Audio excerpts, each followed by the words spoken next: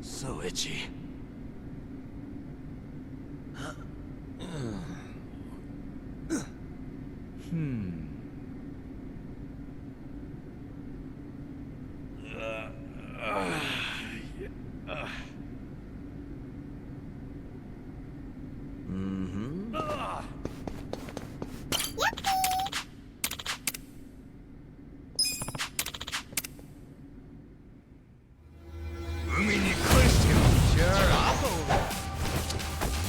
Well, you're in it now. Okay. Work it, fix it. You're done. On it. You're in for it now.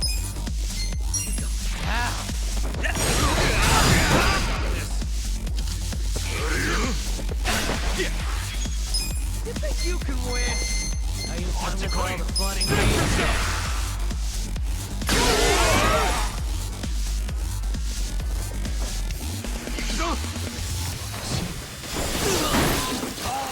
Watch me.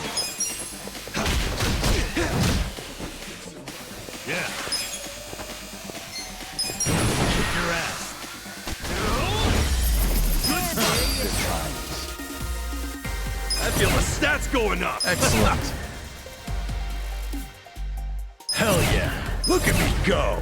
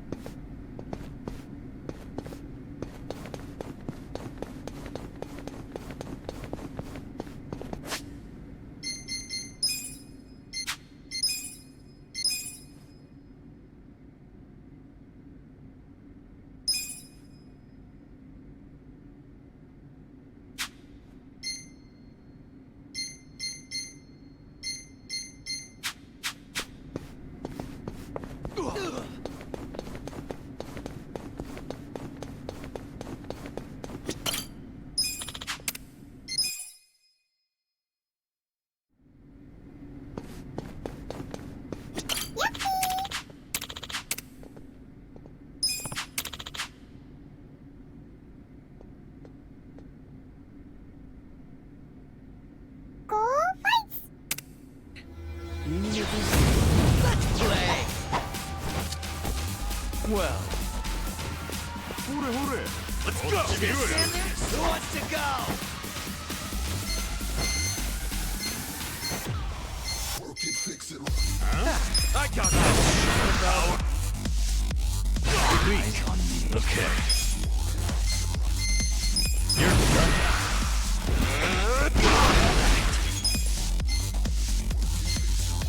You're in it now. You're my way. Get serious. Cool. This'll be good.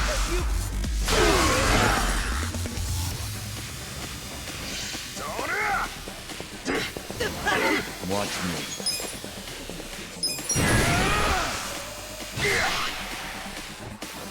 Yeah. Kick your ass. Eyes on me. Fight on it.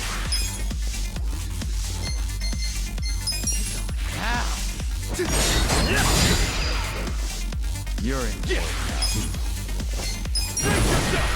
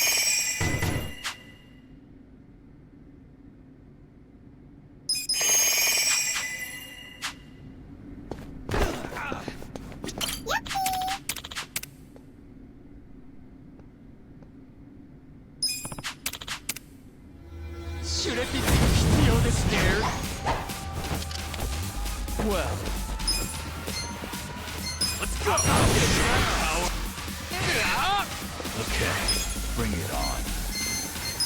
You're done.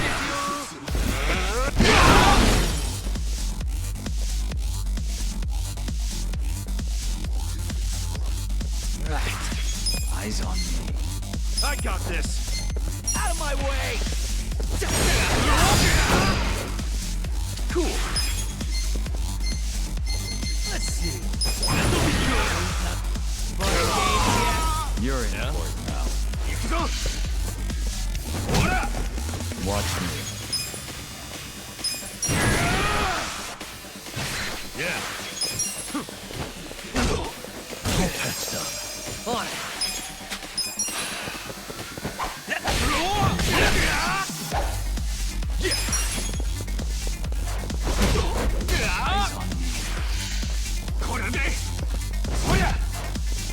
Well, Power. Who wants to go? You're in it now. The enemy is good time. defeated. Nice. I'll take it. Moving up in the world. Sweet. Nice. I did it!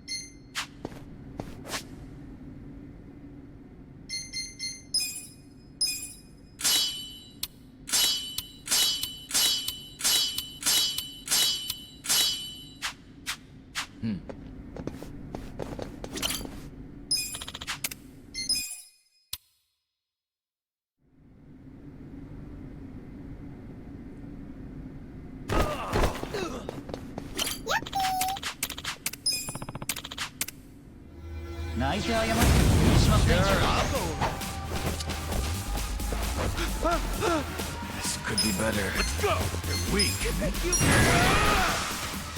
All the fun and games, yeah? Too hot. You're in. Hold this again. Take yourself. That's how you do it.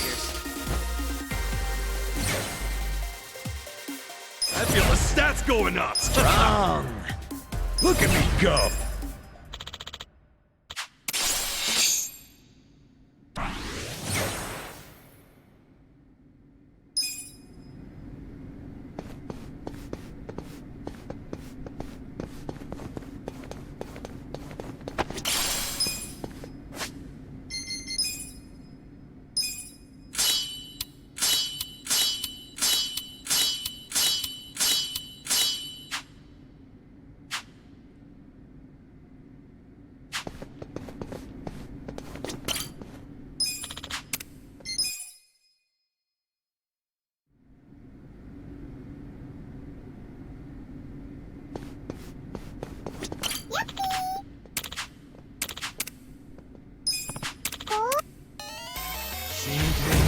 Let's play! Watch me. Power. Cool! Who wants to go?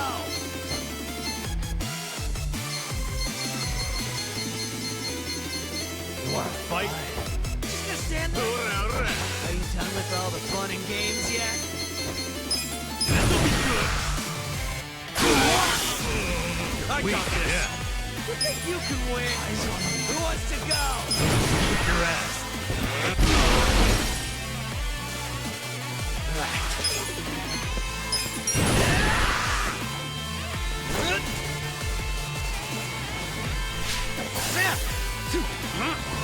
See some magic shit?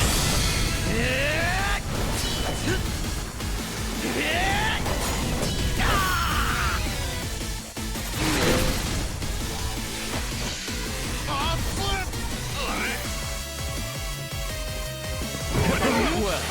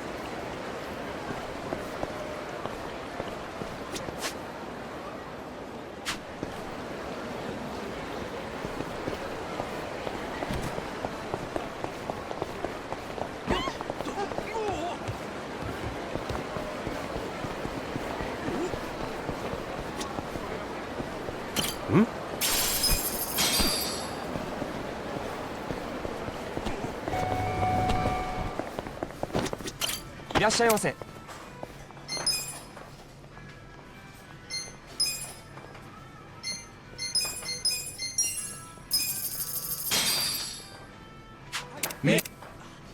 Deliciously. ありがとうございました。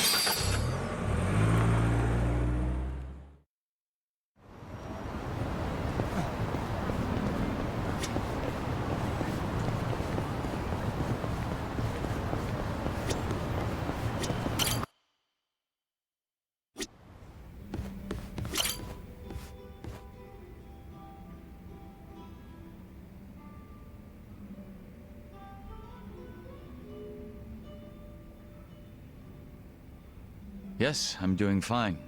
Thank you for your concern, Song-Hui.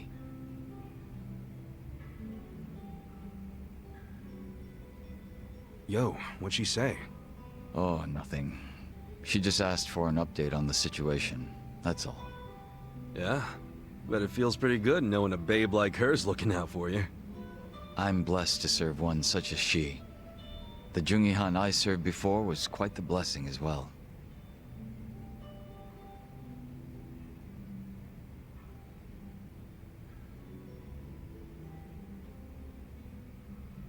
If I'm to talk about Jungi-han, I'll need to provide some backstory. Cool with me. I got plenty of time. Ha! Then I hope you're prepared to sit for a while. Sure, I'm all ears. My father was one of the stray Jingwon Mafia I mentioned earlier. And to speak further, he was a lowly thug left behind in a foreign land. In my youth, I was relentlessly beaten by my father, in addition to being neglected by those around me. Home, school. No place provided me with even the slightest bit of sanctuary. Thinking back on it, I'm sure I was a rather dissolute child. Well, you're not alone in feeling like you got no place to go. Plenty of people feel that way, even civilians. Feelings of isolation are really that common, huh? Not sure if I should be comforted or not. Sorry, didn't derail the story, did I?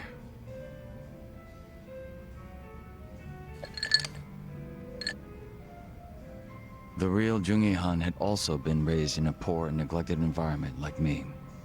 But rumors of his strength, intelligence, and ambition started to swirl. And as the men from my father's generation grew older, Jungi-han started gaining more and more power. In fact, it was thanks to him that the stray Jingon found any success in Kamurocho at all. While the Tojo clan was being choked by anti-violence laws, the Jingon Mafia were steadily gaining a sense of existence. Sounds like he must have been pretty cool. Yes, but my father, who underestimated him as some young greenhorn, failed to prove his worth and was left trying to catch up. A staunch alcoholic, he used what drunken wit he had to try to get close to the young leader. So, eventually he worked out a plan. He would mold his own son's face, set him up as a body double, and offer him as tribute. What? I was drugged by my father, and this was done to me while I slept. No way. He did all that just to impress the boss? When he was presented with a body double, even the real Jungi-han could only force a smile. But he saw what had gone into my face, and he respected the effort. So he said it was a fair offer, and took me under his wing. And what's your father doing now? He's long since passed away. His health was already in steady decline, and for what it's worth, I'm sure he wasn't opposed to dying at the bottom of a bottle. That's a shame. Guess you two weren't super close then.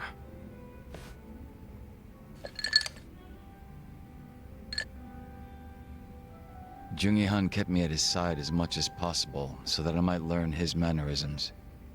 Strangely enough, it was the only place that finally felt like home. I was very much his servant, and he was very much my master.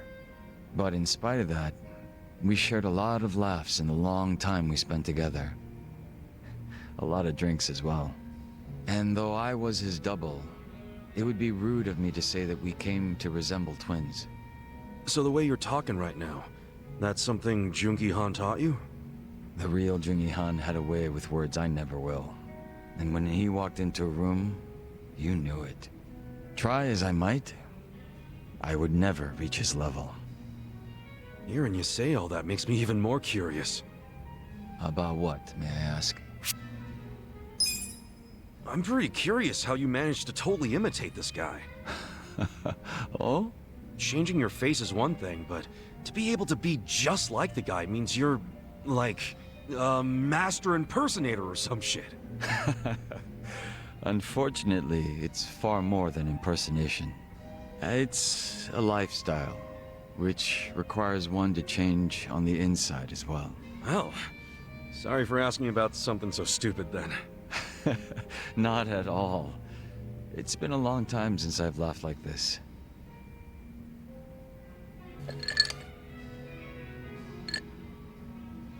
But you know, despite me saying sorry, there's still one thing I gotta ask. And that is? Isn't it about time you told me your real name? Ah. Still a no, huh? Ha. Just a little taken aback is all. I have no problem telling you. When I was first brought into this world, I was given the name Yeonsu Kim. Yeonsu Kim. I have no intention of returning to that name. Not when the real Jungi-han has already passed away. The real one took a bullet to the head, yeah? Correct. There was conflict with a group from Hiroshima that had made its way into Tokyo. As far as I'm concerned, the Jingon Mafia died along with him. At the time, I was given the role of staring down the other hostile groups within Kamurocho as Jungi-han. But with their real boss dead, the remaining Jingon Mafia in Kamurocho were nothing but paper tigers. Should our enemies have discovered this, we would have been ousted and probably killed. If it were me, I probably would have gotten the hell out of Kamurocho. Left everything behind. Yes, that's precisely what I did. The few remaining members at my side did the same. But seeing as the Jingon Mafia was all I'd ever had, I had no place to go. No refuge where I might reconvene with my allies. I was lost and alone in the world. Like a man dying of thirst in the desert, surrounded by a hungry pack of wolves. Sounds like you had it rough. I found a faint glimmer of hope in the Korean community here in Japan. But even they refused to accept me, as I was nothing but a criminal to them. Thinking on it now, I should have expected as much from those living an honest life. But still, in my confusion and dismay, I challenged them, asking why they would abandon one of their own. I get that. It was enough to make them call the police. And I'm sure that under normal circumstances, I would have been taken away. However... Huh? Come on, man. Don't just leave me hanging. The police officers were imposters, and instead of being incarcerated, I was brought to my new home, Yokohama Ijincho. So those fake officers, were they? Members of the Komijul, sent to retain me under the orders of Songhui. It turned out that the Komijul was a place that many former Jingon members had drifted to. Those that distanced themselves from Kamurocho slowly but surely found their way there. Oh yeah. Songhui did mention something about the Komijul having roots in the Jingon Mafia. Indeed. Komijul is essentially a safe haven for refugees. That's why they tend to keep quiet and remain exceedingly closed off. For many years, they spied on the Jingon Mafia in Kamurocho from a distance, keeping close watch on their movements. I was fortunately saved by the hand that the Komijul had extended to me. Moreover, Song-hui told me what had happened to the real Joong-han. That he had been shot in the head by an assassin hired by the Hiroshima Yakuza, taken by surprise from the shadows. An assassin? So what'd you guys do? You kill him? No. By the time I'd learned of his existence, he was already dead. I wasn't even given the chance for revenge. I spent many of the following days in despair. But even though I was in such a hollow state, Song-hui patiently waited for my recovery. She was more like family to me than my abusive father could have ever hoped to be. A sister to replace the brother I had found in Joong-han. Frankly, nothing would hurt me more than to betray her expectations and disappoint her. And Kasuga-san, as for you and me... I'm wondering what sort of boss you'll be. I'm looking forward to seeing what you can do. I don't remember ever becoming your boss. Right now, I think drinking buddy is a better term, don't you? I see. Then I will do my best to live up to that title.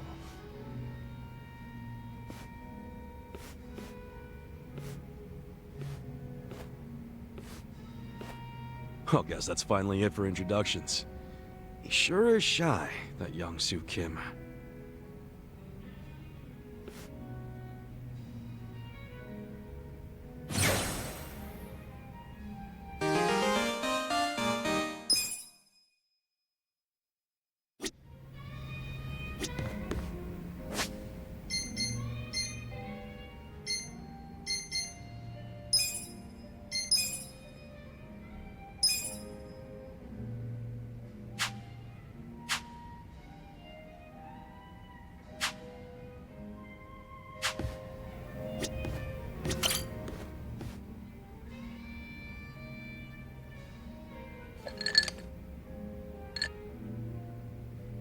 Yo, Kasuga-kun.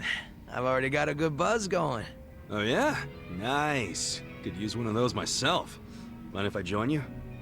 Sure. I was getting kind of bored drinking by myself.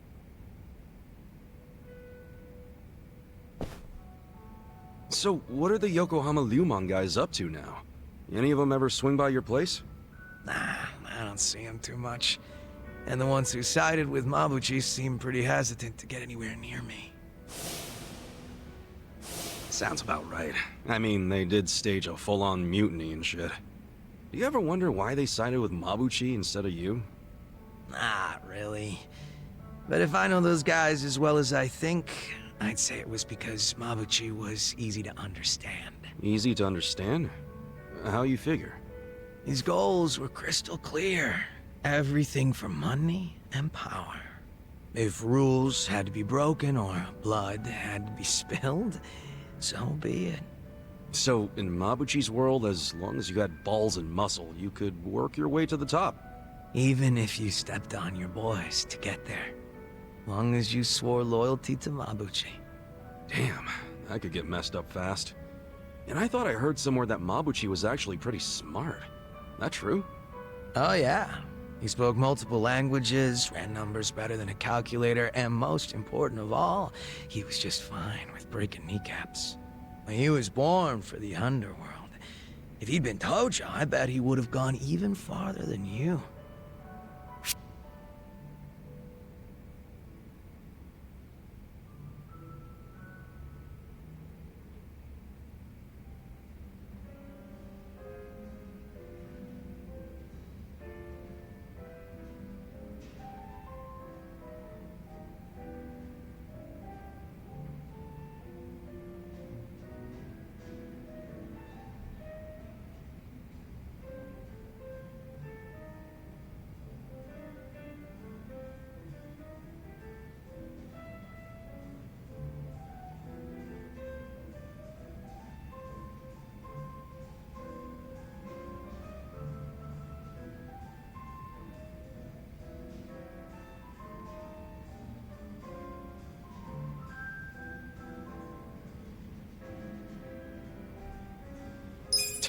Honestly, anybody would look like hot shit compared to me.